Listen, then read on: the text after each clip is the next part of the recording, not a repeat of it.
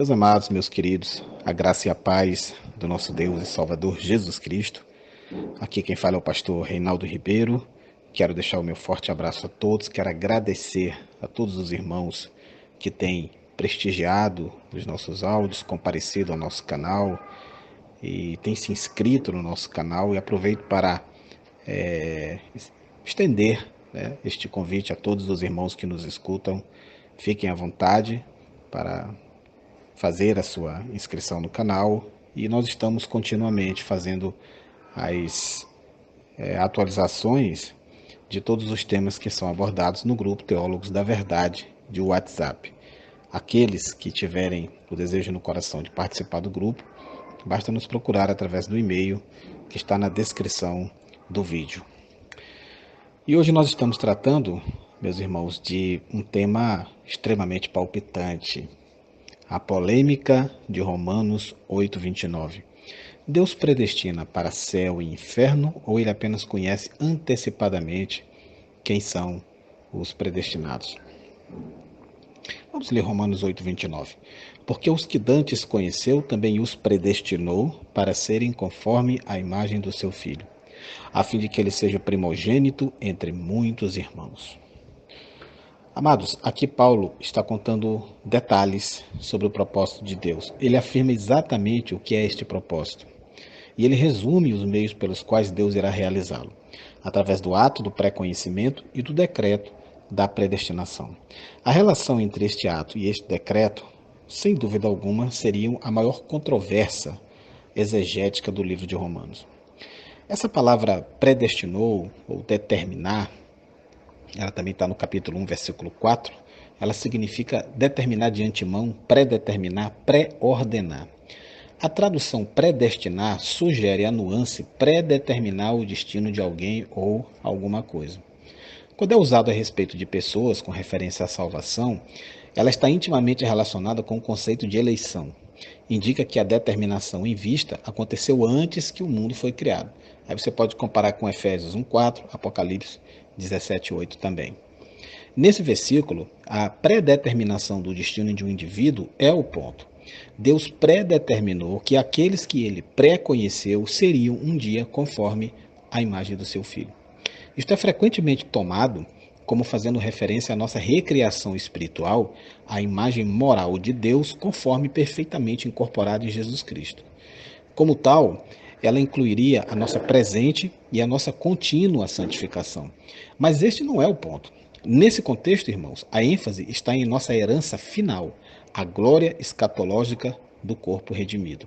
A imagem do seu Filho faz referência ao fato de que nossos corpos na ressurreição serão como o de Cristo. O pensamento e linguagem é o mesmo de Filipenses 3:21, que diz literalmente que o nosso corpo será conforme ao corpo da sua glória. Os irmãos podem também encontrar a mesma ideia em 1 Coríntios 15:49 e 2 Coríntios 3:18. Essa interpretação, irmãos, ela é confirmada pela referência a Cristo como primogênito entre muitos irmãos. Em Colossenses 1:15, primogênito significa a preeminência exclusiva de Cristo, mas o ponto aqui é que ele é o primogênito dentre os mortos. Colossenses 1:18 e compare com Apocalipse 1:5. Isto é, o primeiro a ser ressuscitado dos mortos em um corpo glorificado. Peço aos irmãos que também verifiquem Atos 13:34, Romanos 6:9, 1 Coríntios 15:20. Como tal, ele é o primeiro entre muitos irmãos, isto é, entre muitos outros que também serão ressuscitados em corpos glorificados para constituírem a família eterna de Deus. Isto, nós seremos uma nova raça do povo escatológico em quem o desígnio de Deus, desde o início da criação, será finalmente cumprido. Romanos 9, ele é geralmente o texto preferido dos calvinistas. Eles sustentam que esse texto trata da eleição individual para a salvação, que Deus incondicionalmente escolhe salvar certas pessoas e que incondicionalmente ele rejeita e endurece outras. John Piper, por exemplo, ele escreve que a interpretação calvinista de Romanos 9, 11 e 12 foi o marco divisor de águas que o fez se tornar calvinista. Os arminianos chegam a uma conclusão diferente sobre Romanos 9. Eles afirmam que o texto trata da eleição da nação de Israel para cumprir propósitos maiores de Deus. Especificamente, esse texto ensina como Deus é justo na maneira que ele tem tratado Israel e ensina como ele tem cumprido sua palavra da forma que ele os tem tratado. O texto não é sobre a eleição individual calvinista. Paulo está perguntando se a nação de Israel pode ser salva e se Deus é justo na maneira que os trata como um povo. Os judeus são salvos pela sua genealogia? Ou eles devem crer em Jesus para serem salvos? Paulo argumenta que, embora os judeus sejam descendentes de Jacó e Abraão, eles não são privilegiados por causa da sua ancestralidade. Leia Romanos 9:8. Israel tem sido abençoado como um povo, porque a salvação vem dos judeus. Contudo, os judeus são salvos individualmente da mesma forma que os gentios, tendo fé em Jesus. Romanos 9:31, Romanos 10, de 11 a 13, nos mostram isso. Para entender Romanos 9, é preciso ler todo o capítulo juntamente com o capítulo 10 e 11. E melhor ainda, é melhor ler o livro inteiro. O contexto geral é a chave para compreender a passagem. Os calvinistas preferem citar Romanos 9, de 10 a 24, porque essa é a parte que mais parece calvinista quando se lida de um modo isolado. Mas Romanos 9, de 10 a 24, não deveria ser lido sem o entendimento de todo o contexto e sem a questão que Paulo está levantando no livro como um todo. Esse é o contexto geral. Israel confiava na sua etnia como descendência de Abraão. Eles pensavam que, por serem filhos de Abraão, segundo a carne, eram consequentemente salvos. Paulo usa Jacó, que é Israel, e usa Esaú, que é Edom, para demonstrar que a etnia não é garantia de bênção. Paulo dá exemplo de que tanto Isaac quanto Jacó foram escolhidos para serem abençoados ao invés de Ismael e Esaú, embora todos eles fossem filhos de Abraão e embora Ismael e Esaú fossem filhos primogênitos. Ainda que fossem abençoados por serem descendentes de Jacó, os judeus eram salvos do mesmo modo que os gentios, pela fé em Jesus.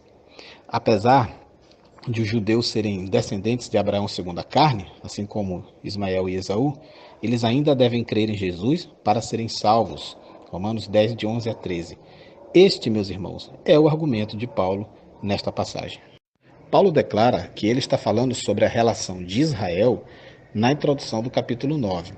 Romanos 9, de 1 a 5. Vamos lá. Digo a verdade em Cristo, não minto, minha consciência confirma no Espírito Santo. Tenho grande tristeza e constante angústia em meu coração, pois eu até desejaria ser amaldiçoado e separado de Cristo por amor de meus irmãos, os de minha raça, o povo de Israel. Deles é a adoção de filhos, deles é a glória divina, as alianças, a concessão da lei, a adoração no templo e as promessas. Deles são os patriarcas e a partir deles se traça a linhagem humana de Cristo, que é Deus acima de todos, bendito para sempre. Amém. Paulo nos lembra novamente que ele está escrevendo sobre a nação de Israel no final do capítulo 9. Romanos 9, de 30 a 32. Que diremos então? Os gentios que não buscavam justiça a obtiveram, uma justiça que vem da fé. Mas Israel, que buscava uma lei que trouxesse justiça, não a alcançou. Por que não? Porque não a buscava pela fé, mas como se fosse por obras. A nação de Israel ela está sempre em foco em Romanos 9, 10 e 11. Nunca o texto é sobre a eleição individual calvinista. Por isso, irmãos, é tão importante ler toda a epístola de Romanos. Quando ler a parte de Romanos 9, que parece calvinista, vá para os textos do Antigo Testamento que Paulo usa para sua argumentação. Porque esses textos mostram que Paulo ainda está no assunto da nação de Israel e ele está se referindo ao direito de Deus de usar Israel como lhe apraz. Os versículos parecem se referir a indivíduos numa leitura descuidada, Jacó, Esaú, Faraó, porém as referências do Antigo Testamento indicam que os indivíduos são, na verdade, representações corporativas de suas nações. Por exemplo, Gênesis 25, 23. Disse-lhe o Senhor, 2 nações estão em seu ventre, já desde as suas entranhas 2 povos se separarão. Um deles será mais forte do que o outro, mas o mais velho servirá ao mais novo. E aí, você faz a relação com Romanos 9, de 11 a 12. Malaquias 1, de 1 a 5, a palavra do Senhor a Israel por intermédio de Malaquias. Eu vos tenho amado, diz o Senhor, mas vós dizeis, em que nos tem amado?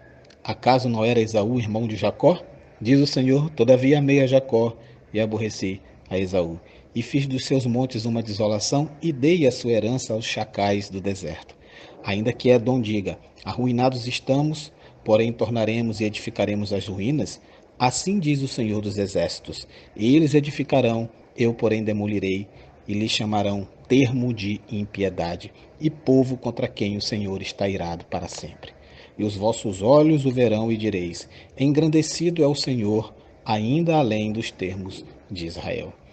Esse texto é citado em Romanos 9,13. Vamos agora para Jeremias 18, de 1 a 10. Esta é a palavra que veio a Jeremias da parte do Senhor.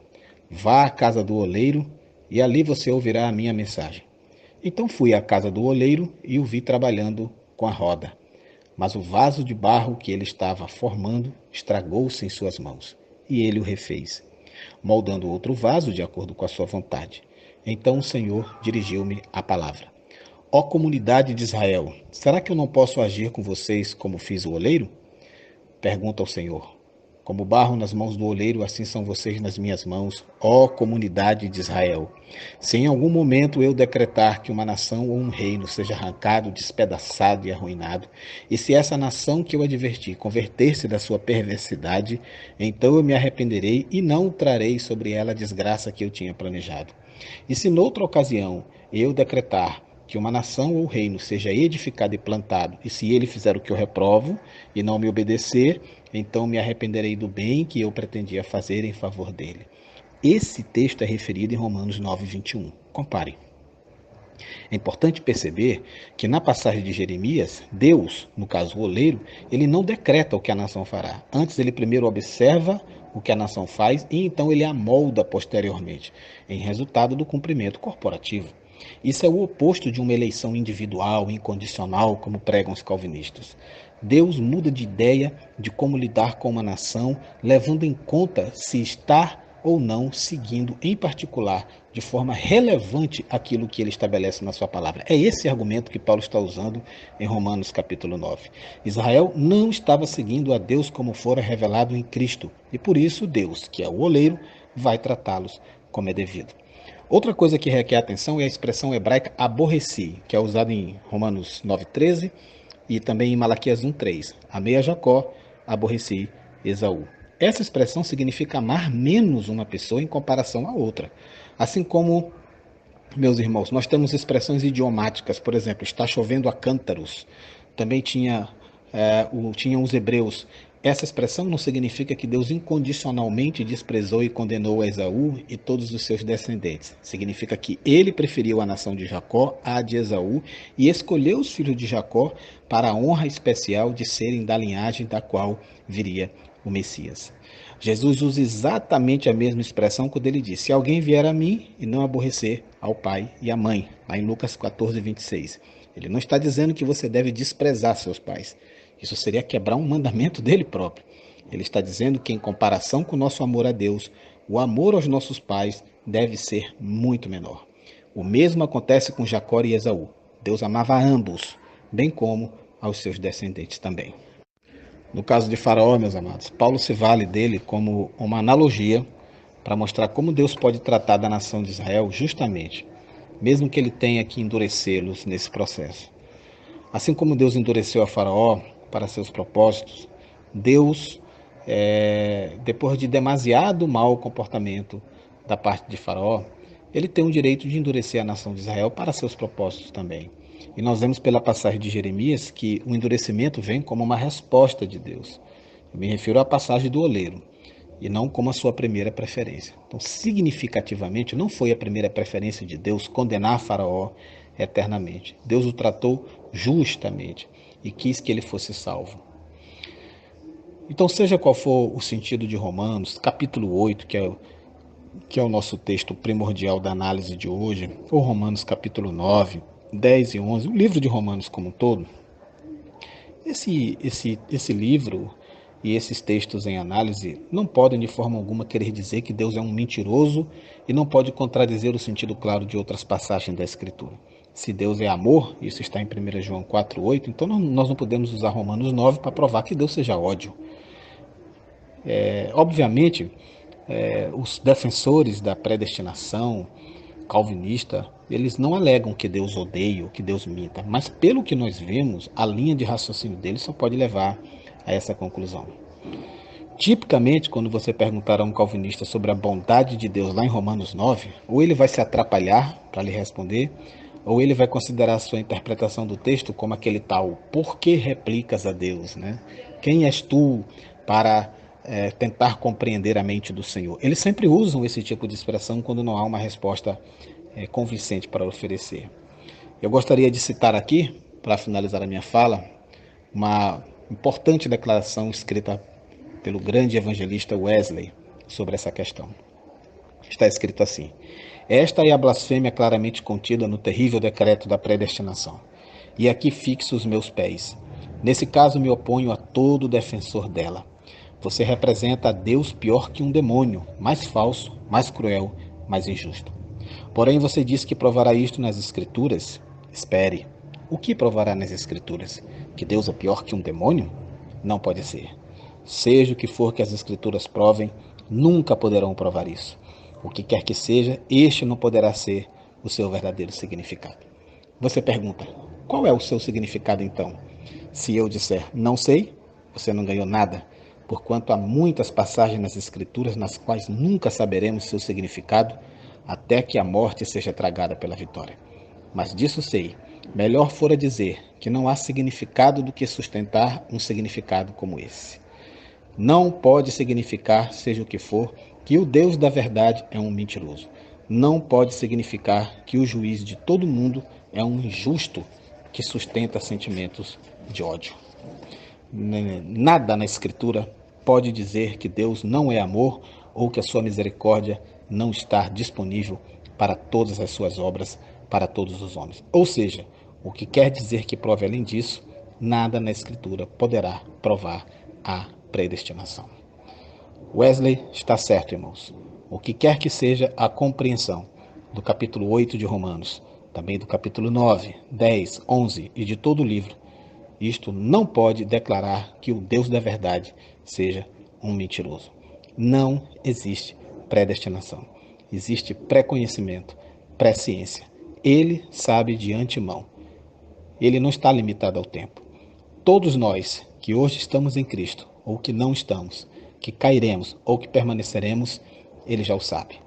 Ontem, hoje e amanhã, aos olhos de Deus, são uma coisa só. Que o Senhor nos abençoe, em nome de Cristo Jesus.